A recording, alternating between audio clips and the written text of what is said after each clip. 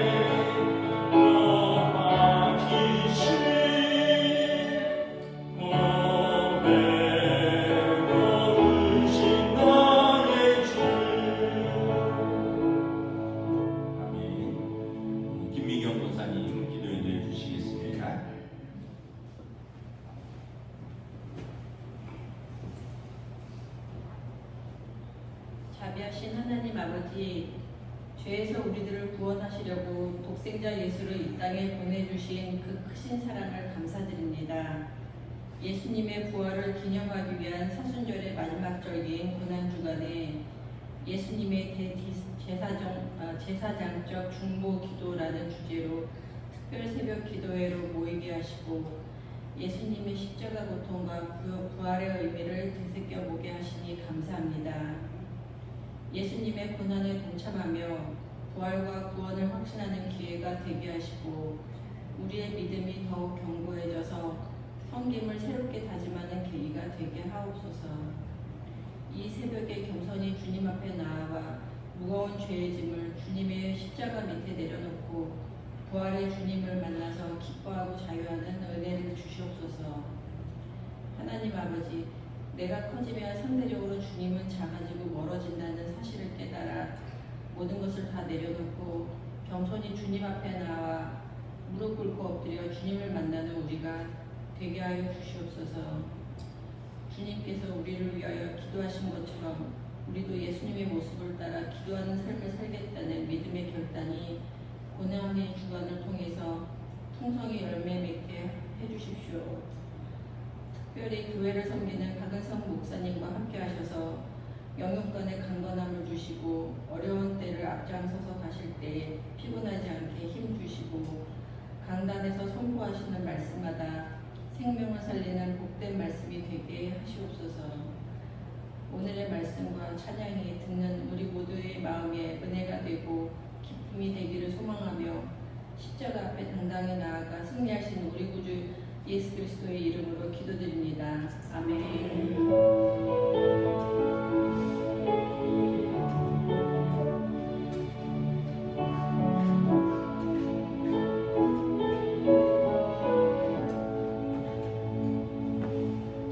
오늘 우리에게 주신 하나님의 말씀은 신약성경 요한복음 17장 9절에서 12절까지 말씀입니다.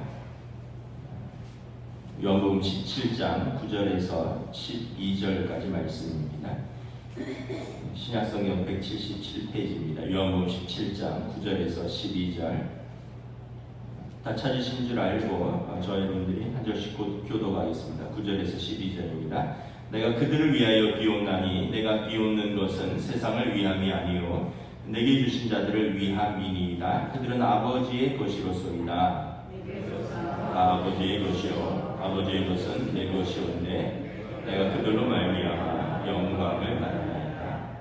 나는 세상에 더 있지 아니하오나 그들은 세상에 있사옵고 나는 아버지께로 가옵나니 거룩하신 아버지여 내게 주신 아버지의 이름으로 그들을 보전하사 우리와 같이 그들도 하나가 되게 하옵소서.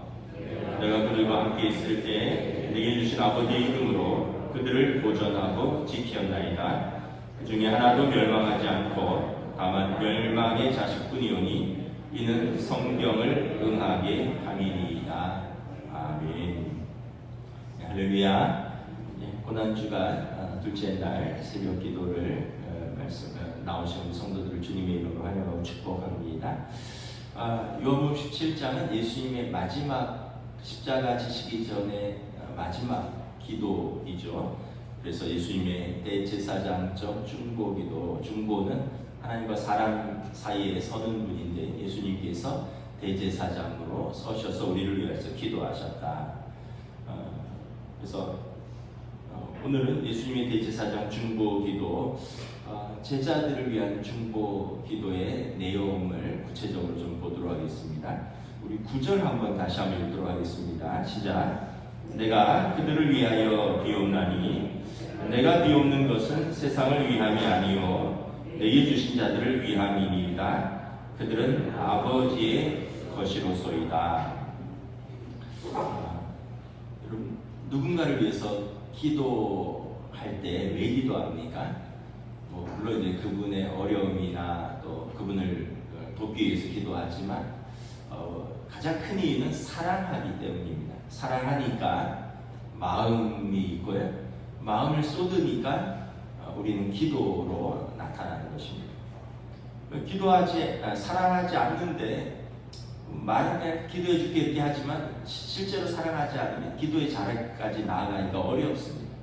그런데 사랑하면 부탁하지 않아도 말하지 않아도 그 마음이 그 사람에게 있고 그를 위하여 하나님 앞에 엎드리는 것이죠. 대표적인 예가 부모가 자식을 위해서 기도하는 것입니다. 자식을 위해서는 시키지 않아도 자동으로 합니다. 왜냐하면 어른들 표현으로 하면 내 새끼니까. 오늘 성경에 보면 예수님께서 내 것은 다 아버지의 것입니다. 그들은 아버지의 것인데 내게 주신 사람들입니다. 그러니까 하나님 아버지 좀 이렇게 좀 아까 말한 대로 하면 하나님 아버지의 자식들 내 새끼라는 거예요. 그래서 내가 그들을 위하여 기도한다는 겁니다. 그 권사님들 이야기를 들어보면 자기는 교회를 안 다니는데 자녀들이 자기는 신앙생활을 안 하는데 기도하는 엄마한테는 기도 부탁을 한다는 거예요. 엄마, 내가 요즘 무슨 일이 있으니까 또 회사에서 무슨 일이 있으니까 엄마 기도 좀 해줘. 그 자기들은 기도하지 않지만 기도하는 엄마에게 기도를 부탁한다는 거예요. 여러분 오늘 예수님께서 제자들을 향하여 그들은 아버지의 것입니다. 아버지의 자녀들입니다. 그리고 내게 주신 사람들입니다. 내가 그들을 위하여 기도합니다. 그래서 여러분 최고의 사랑은 기도입니다. 기도는 사랑입니다. 제자들을 향한 예수님의 기도의 구체적인 내용이 뭐냐 하면 우리 11절 한번 읽도록 하겠습니다. 나는 세상에 더 있지 아니하오나 그들은 세상에 있사오고 나는 아버지께로 가옵나니 거룩한 아버지여 내게 주신 아버지의 이름으로 그들을 보존하사 우리와 같이 그들도 하나가 되게 하옵소서. 이제 예수님은 곧 아버지께로 떠나갈 것입니다. 그리고 제자들만 세상에 남게 될 것입니다. 제자들은 남은 삶을 살아야 되고 남은 사명을 감당해야 됩니다. 그런데 예수님이 떠나고 나면 제자들은 목자 없는 양같이 두려워하고 흩어지게 될 것입니다. 그래서 예수님께서 제자들을 세상의 죄와 그리고 그들 세상의 적이로부터 하나님 아버지의 이름의 능력으로 제자들을 보존해 달라고 기도하시는 것입니다. 12절에 보면 예수님께서 세상에 있을 때 그들을 보존하셨듯이 이제 예수님이 떠나도 하나님 아버지께서 그들을 보존해 달라고 기도하는 것입니다.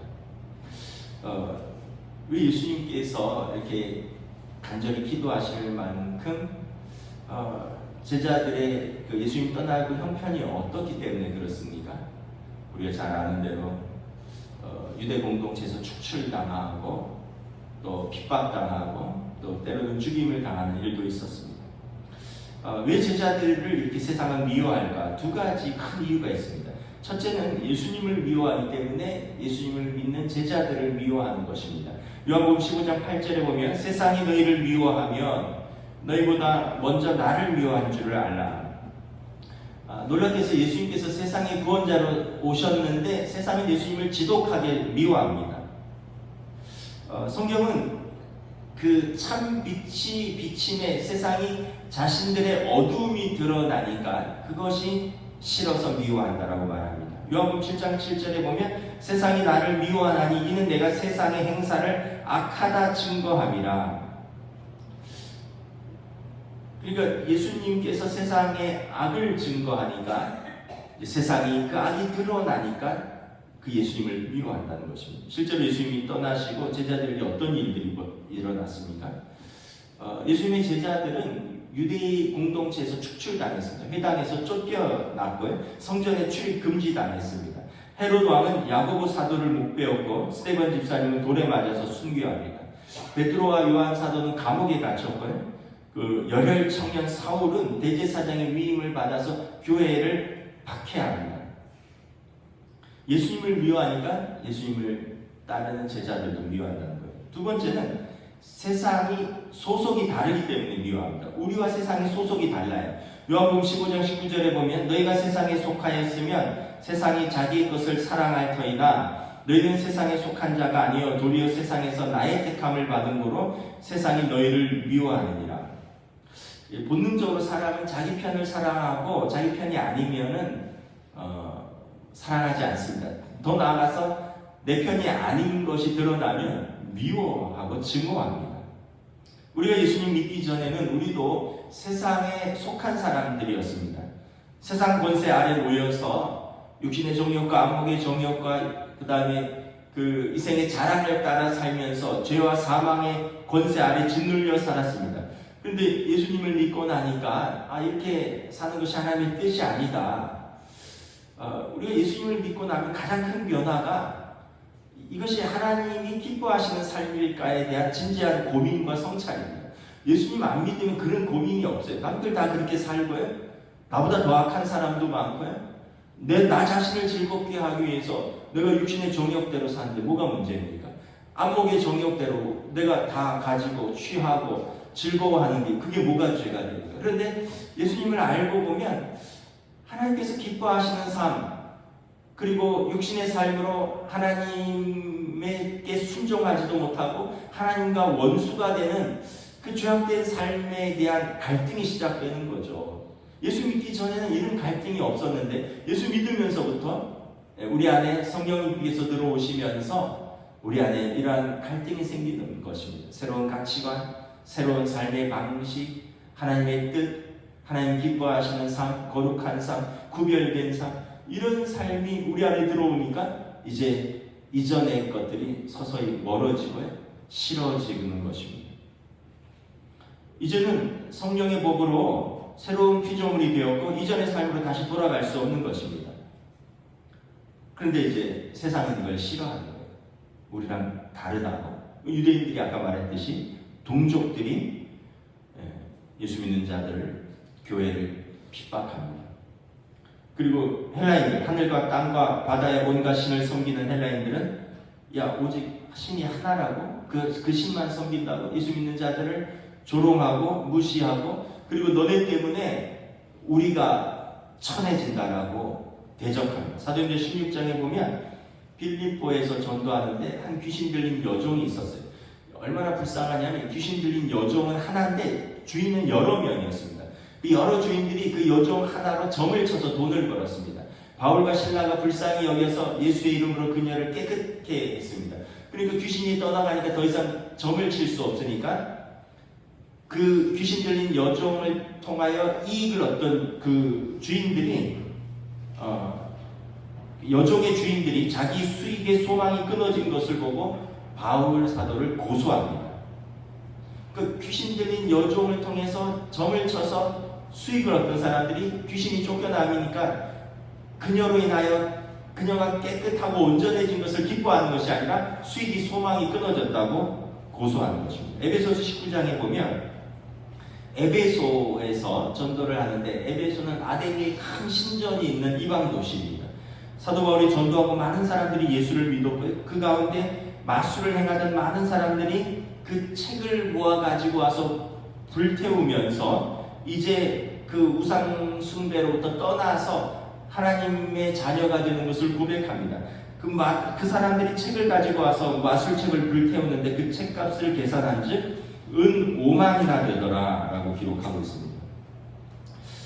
그리고 이 에베소에 보면 아데미의 신상을 은으로 조각해서 파는 신상의 모양을 파는 사람들이 있었는데 이 사람들이 더 이상 이걸 사지 않으니까 사도 바울을 고소합니다. 은으로 아데미의 신상 모양을 만들어 팔던 데메드리오라는 사람이 우리의 풍족한 생활이 이 생업에 있는데 이 바울이 사람의 손으로 만든 것은 신이 아니라 하니 우리의 이 영업이 천하여질 위험이 있을 뿐만 아니라 우리가 받지 못하는 풍속을 전한다 하고 폭동을 일으킵니다.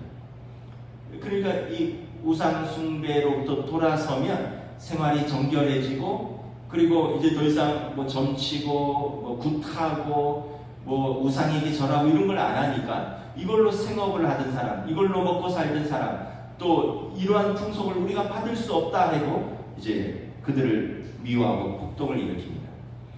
또한 식민지 그 로마 통치 시대에 로마가 이제 통치하는 방법 중에 하나가 로마 황제를 숭배하는 것입니다. 그 퀴리오스라는 단어는 주라는 단어인데 로마 황제를 퀴리오스라고 불렀습니다. 그런데 유대인들은 예수를 주여 퀴리오스 그리스도로 고백하고 하나님을 섬기니까 이 유대인들을 주목하는 거죠. 아니 쟤네들은 왜 황제를 주라고 하지 않는가?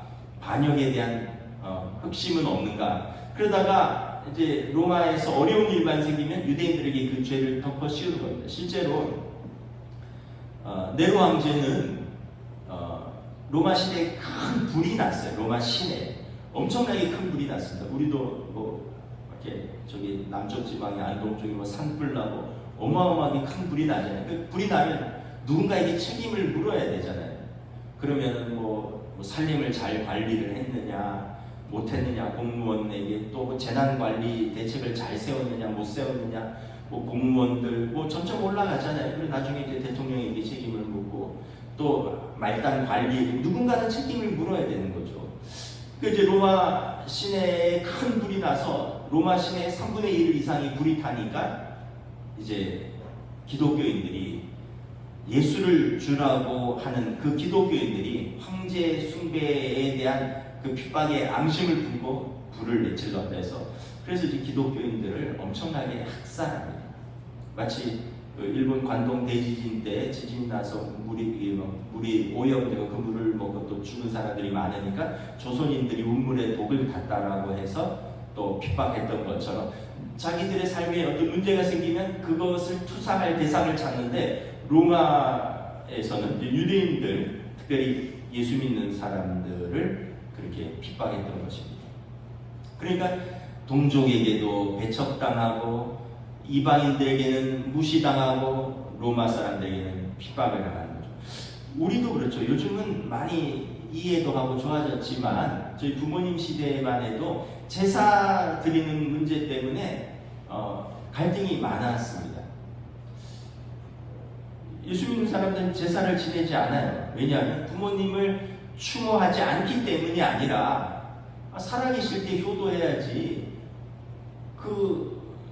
돌아가신 다음에 부모님을 향하여 상을 차리고 거기에 떡과 과일과 또 온갖 고기와 생선을 진설하고 뭐 몇 번 절하고 몇 번 향을 피우고 몇 번 술을 올리고 이게 여러분 살아있을 때 효도하지 돌아가신 분에게 그렇게 진수성찬을 바치고 조상의 음덕을 기원하는 게 미신적이기 때문에 우리가 거절하는 것입니다.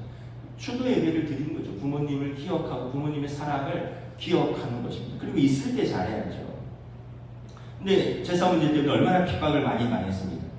저희도 할머니 살아계실 때 강릉 큰 집에 어쩌다 명절이 주일 피하고 해서 가면 첫날 저녁은 잘 지내요. 할머니가 살아계시니까 작은 아들 왔다고 큰 집에서 같이 식사 다 잘하고 잘 놀다가 큰아버지가 약주 한잔 하시면 그럼 이제 그날 밤에 제사를 드려야 되는데 왜 너네는 와서 제사를 안 지내느냐. 할머니가 자는 목사잖아. 작은 아는 목사니까 봐줘라. 큰아버지는 술을 드셨고 그럼 이제 상을 뒤집고 아버지랑 한판 싸우고 그날 밤에 우리는 또 쫓겨나는 거예요. 그 집에.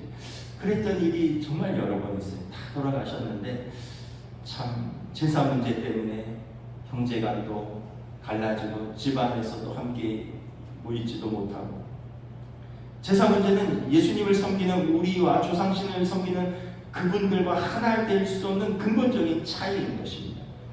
세상과 성도는 근본적으로 소속이 다르기 때문에 예수 믿는 자들을 미워하는 것입니다. 또 한편 15절에 보면 내가 비옵는 것은 그들을 세상에서 데려가시기를 위함이 아니요 다만 악에 빠지지 않게 보존하시기를 위함입니다. 예수님이 우리에게 가르쳐 주신 기도가 뭐예요? 다만 악에서 구하옵소서. 오늘도 그들이 악에 빠지지 않도록 보존되기를 위하여 기도한다는 것입니다. 여러분 세상이 참 악해요. 정말 어떤 사람을 만날지 어떤 사람을 어떤 집단에 또 소속될지 이걸 참 어렵습니다. 그래서 여러분 우리 자녀들이 좋은 사람 만나서 결혼하게 해달라고 또 우리 자녀들이 일하는 그곳에서 악에 빠지지 않도록 나는 몰랐는데 그 어떤 악의 흐름에 빠져들어갈 수 있는 저는 이번에 그 12.3 개헌 사태 때 제일 불쌍한 게 군인들이에요. 30년 이상 하고 3스타까지 달았으면 최고 정점이거든요. 대장은 전 기수에서 한 명 나올까 말까 하고 3스타면 최고 엘리트 이상이 30년 이상 군 생활했는데, 그리고 그 밑에 뭐 2스타도 있고 1스타도 있고 대령들도 있고, 이 사람들이 지금 10명 이상이 다 감옥에 있고 지금 재판받고 있잖아요. 다 중형입니다. 중형. 내란죄에 가담한 것이 인정되면 연금 박탈, 중형을 받는 거예요.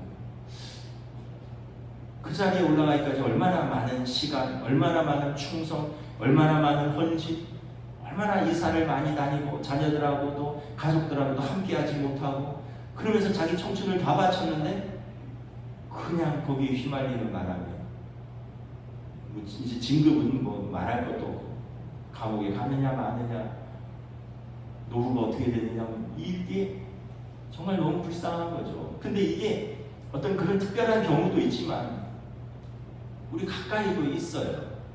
어떤 사람은 직장에 들어갔다가 직장에서 어떤 악한 자들의 음모에 말려서 그냥 거기에서 자신의 삶이 망가지기도 하고, 뭐 요즘 뭐 데이트 폭력도 많고 이상한 사람도 많고 속이고 결혼하는 사람도 많고, 제가 목회 상담 쪽에 공부하면서 보니까 뭐 많은 사유들이 있는데 부인에게 월급 안 갖다 주는 남편도 많고요, 부인을 때리는 부인도 많고요, 남편도 많고요, 바람 피는 사람도 많고요.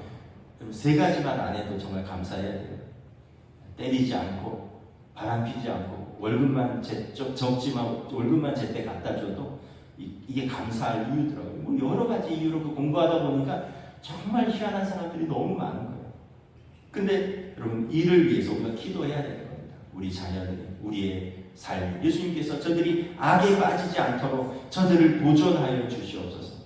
동족의 핍박과 그리고 이방인들의 미움과 그리고 그들의 악에서부터 저들을 보존하여 주시옵소서. 예수님이 11절에 보면 거룩하신 아버지요 그 이름의 능력으로 그들을 보존하여 주시옵소서. 하나님 아버지께서 친히 보존하여 달라라고 기도하는 것입니다.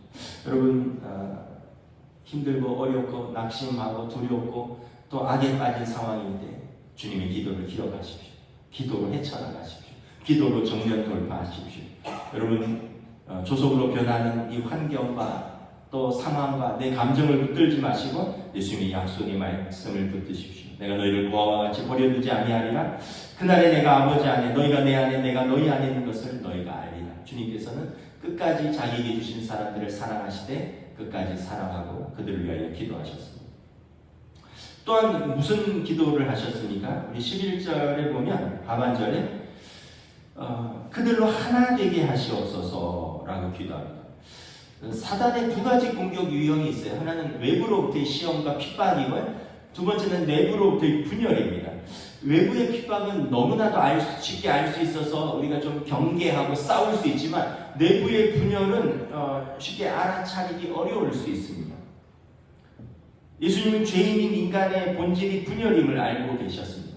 실제로 12제자가 있을 때, 예수님과 함께 있을 때 누가 제일 크냐라는 논쟁이 있었습니다. 그리고 세베대의 두 아들들의 그 어머니, 야고보와 요한의 어머니가 와서 내 두 아들을 당신의 나라에서 하나는 오른편에 하나는 왼편에 앉혀달라고 청탁했다가 예수님의 나머지 10제자가 다 분노했다라고 성경은 기록하고 있습니다. 이상하게 사람은 이 죄성이 있어서 둘이 있으면 잘 지내다가 셋이 있으면 묘해져요. 둘이 친한 것 같으면 한 사람이 좀 외톨이 되는 것 같고, 또 이렇게 또 모이면 또 한 사람이 또 나누어지는 것 같고 소외되는 것 같기도 하고, 우리 인간의 연약함과 죄성 때문입니다. 예수님께서는 제자들이 이제 예수님이 떠나고 그들이 교회를 이루고 교회를 이끌어 가야 되는데 예수님의 이름으로 하나 되게 해달라고 기도합니다. 여러분, 바울 사도가 고린도서에 보면 하나님도 한 분이시요, 예수님도 한 분이시요, 성령님도 한 분이시요, 그리고 우리의 은사도 한 분 하나님이 주시는 것이다. 그러니까 우리는 한 분 하나님, 한 분 예수님, 한 분 성령님을 모시고 한 믿음을 가진 한 몸의 지체로서 그 한 분 하나님이 주시는 그 은사를 따라 사랑하고 섬기고 섬기는 사람들이라는 거예요. 그런데 이제 우리가 사단의 그 괴계가 하나 되지 못하도록 공격합니다. 다툼과 분열로 중상모략하고 분열시키고 거짓말해서 성도들이 하나 되지 못하고 가정에서 하나 되지 못하게 하고 그 소명의 자리 일터에서 하나 되지 못하게 하고 함께 예배하는 거룩한 하나님의 교회에서 하나 되지 못하도록 공격합니다. 그래서 외부의 시험과 핍박뿐만 아니라 내부의 분열도 우리가 위해서 하나 되기 위해서 기도해야 되는 것입니다. 왜 우리가 가정이나 교회나 이런 믿는 믿음 가운데서도 하나 되지 못할까?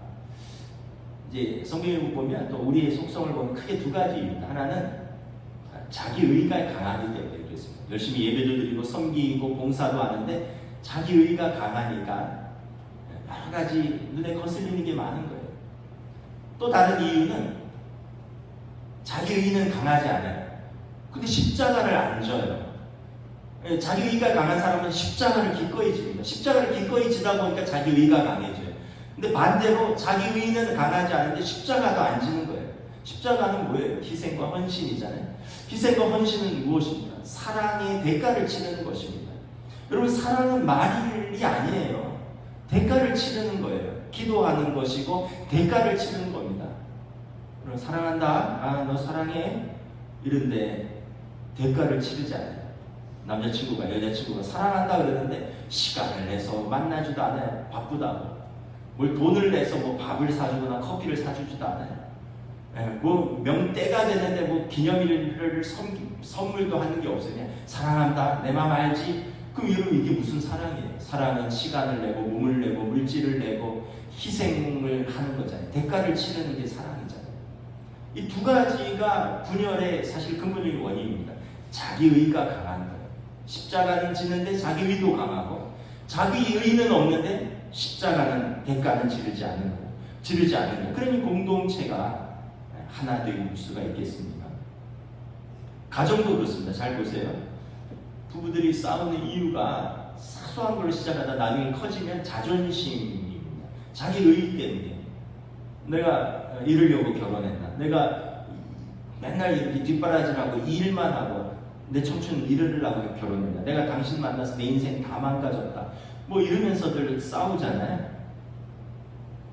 현실 속에서 그 언약은 잊어버리고 자존심만 남은 거예요.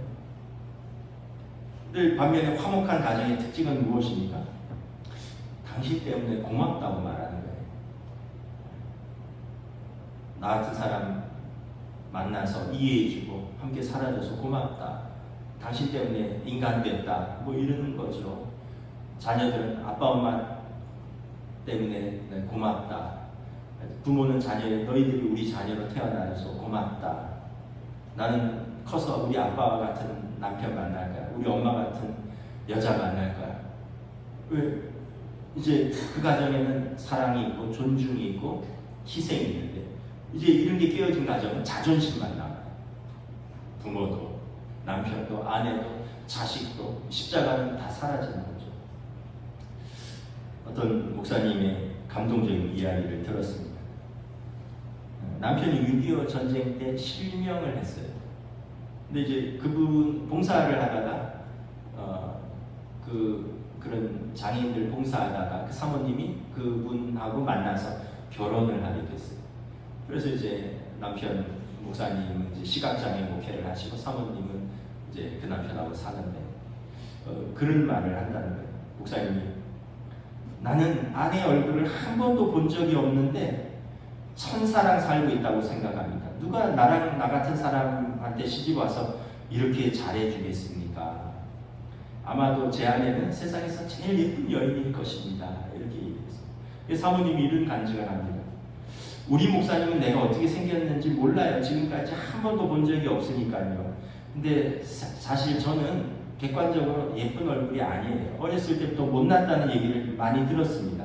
근데 남편은 나를 맨날 예쁘다고 합니다. 내가 세상에서 제일 예쁜이고 저 마음이 가장 예쁜 여인이라고 대하고 사랑해 주니 얼마나 감사한지 모릅니다.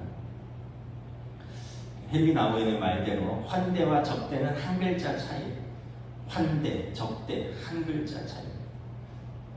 환대는 뭐예요? 사람에 대한 따뜻한 마음과 자세와 태도죠. 적대는 뭡니까? 사람에 대한 적의와 또 불신이 가득 찬 마음과 자세와 태도죠. 환대와 적대는 한 글자 차이. 영어도 비슷해요. hospitality와 hostility 거의 비슷해요. 한 종이 한 장 차이로 우리의 삶의 자세와 태도가 결정이 된다는 것입니다. 말씀을 마치겠습니다. 예수님께서 제자들을 위해서 기도하셨어요. 세상에서 온전히 보존되기를 원합니다. 이 악한 세상에서 이 악으로부터 제자들이 온전히 보존되기를 원하고, 그리고 제자들이 믿음 안에서 하나님의 사랑 안에서 저들이 하나 되게 하여 주시옵소서. 예수님 이를 위해서 십자가를 지셨습니다. 우리의 사명의 자리, 가정, 또 일터, 우리 교회에서 주님의 십자가와 주님의 기도를 묵상하면서 우리도 악으로부터 보존하여 주시옵소서. 우리도 하나 되기를 원합니다. 우리 함께 기도하며 나아가도록 하겠습니다.